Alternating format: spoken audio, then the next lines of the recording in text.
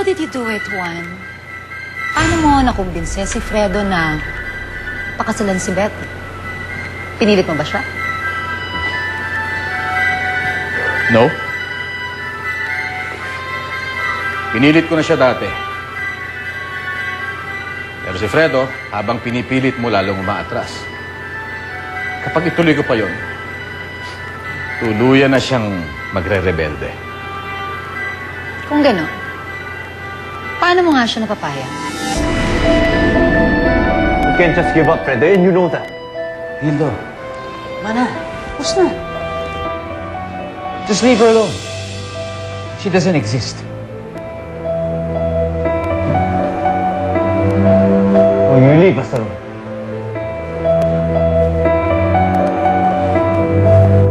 Alam ko ang takbo ng utak ni Fredo. Para ka lang nakikipaglaro ng chess. Ang kailangan lang, ilalagay mo siya sa isang sitwasyon, wala na siyang makikilusan o magagalawan pa. Akala ni Fredo, he made the decision to marry Betty. But the truth is, I forced him to realize that decision. Hanga na ako sa'yo, Juan. Kayang-kaya mong kontrolin ang utak ng anak mo. But I wonder, ang puso niya, kaya mo rin kayang diktahan? Paano kung may ibang namahal si Fred?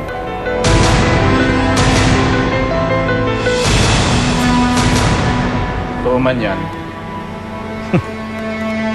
Knowing Fredo, susundin pa rin niya ang sinasabi ng kanyang utak. Are you sure? Mahirap kalabanin ng puso, Juan. But I don't expect you to understand it. Paano mo nga naman maiintindihan ng isang bagay na wala ka?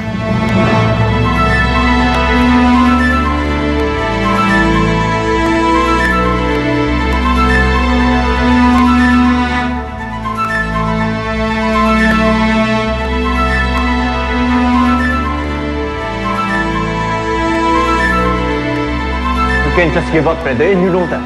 Mana, tapos na. Just leave her alone. She doesn't exist. No, Fredo. Nagkamali ka. Nakita ko siya at nakunan ko. She exists.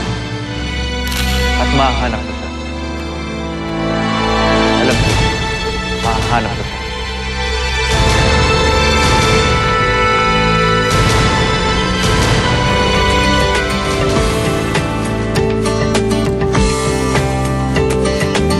Comfort is a pair of Merrell sandals. Ngayong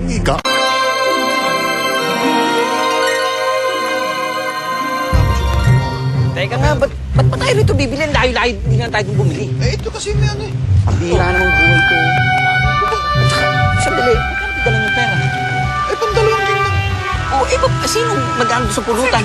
Ako na magbabayad. Ikaw, uy, Pau! Asan na yung babaeng di kotse? Yung laging dumadalaw sa'yo. Shota mo ba yun? Hindi, macho. Hindi. Akala pa naman namin, naka-jackpot ka na ng mayamang babae. Paulo, papatol ba yun kay Paulo? Ito yung mga magsalita kayo. Alam mo, wala naman diferensya kay Pau eh. Tingnan mo ha, gwapong lalaki, mabait. Maka ano kayo, mahugis ka. Ano mo nga pala mas gwapo't mabait kung wala namang pera? Oo nga naman. Siyempre, mas gusto niya rin yung dikotsing tulad niya. Kuya, akala ko ba hindi mo napakakasalan si Betty? I changed my mind. Pero bakit? Don't tell me bigla mo na lang na-realize na mahal mo siya. I don't understand why you're doing this. Well, I need to do this. Pero bakit nga? Dahil ito ang tamang gawin. Ganun ba? Alam mo pa, kaya pala hindi maipinto yung ilit siya ng itsura mo eh. Mabuti pa, sumama ka na lang sa amin. Oh, sumama ka na sa amin. Tama, inuman tayo. Oo, tara. Tara. Broken hearted to eh. Halika na dali. Halika na. Halika na. Dalawang king lang. Mag-enjoy ka niya. Ayos na, tagal problema ba? Tama ko. How can it be right? You don't love her, and you're in love with someone else. Sheila May, alam mo, minsan may mga bagay na dapat mong gawin kahit ayaw mo. Para sa ikabubuti ng lahat. Hay naku kuya, hindi ako pupunta sa engagement party mo. Bye. Kuya, balik na lang tayo sa bahay. Is it clear and gorgeous? Actually, second drink ko na to eh. Yung una kasi, binato ko nung nakapag-break sa akin si Fredo. So I got a new one. Wow, finally natutuloy na rin ang kasal mo, Betty. Pero kala ko ba nakapag-break sa'yo si Fredo? We just had a little misunderstanding. But he realized that mahal na mahal niya talaga ako and he can't live without me. Wow, how sweet.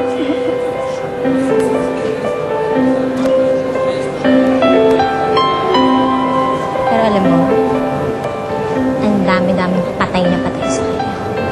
Kasi nag-i-illusion sila ng mga agaw nila si Fredo sa kanya. Hello! Ang papangit naman nila lahat, no? Mga bruha.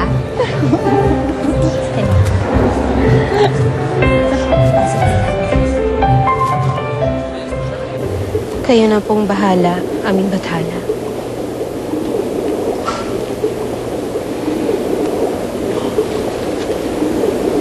Ina, bakit gising pa kayo? Hindi ako makatulog bukanding.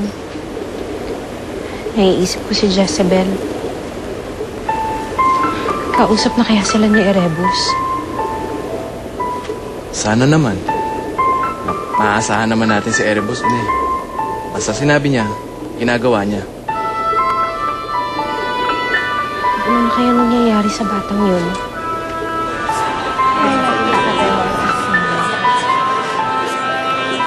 Alright. Isabel, bigay mo to kay Beth.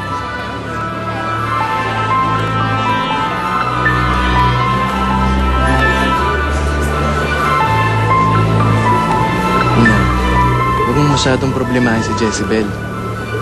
Kilala mo naman yun, palaban. Natatandaan niyo ba nun?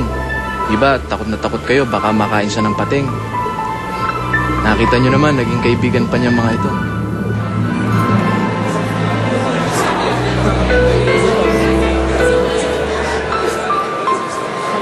At hindi basta-basta magpapaapi kahit na kanino.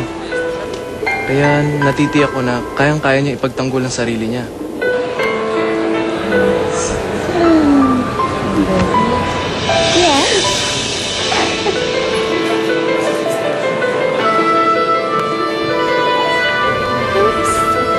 Sorry!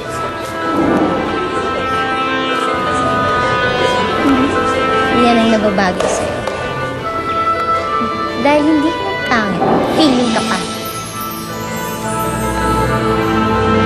Pero ibang-iba ang karagatan sa lupa, bukanding. Kakaiba ang mga tao. Mas tuso pa sila sa pating. Mas may kapangyarihan silang manakit kaysa sa mga ahas dagat. Anong laban ni Jezebel sa kanila? Baka nakakalimutan ko nila. Tao na rin ngayon si Jezebel tulad nila. Saan ka pupunta? Hindi pa kita pinaalis.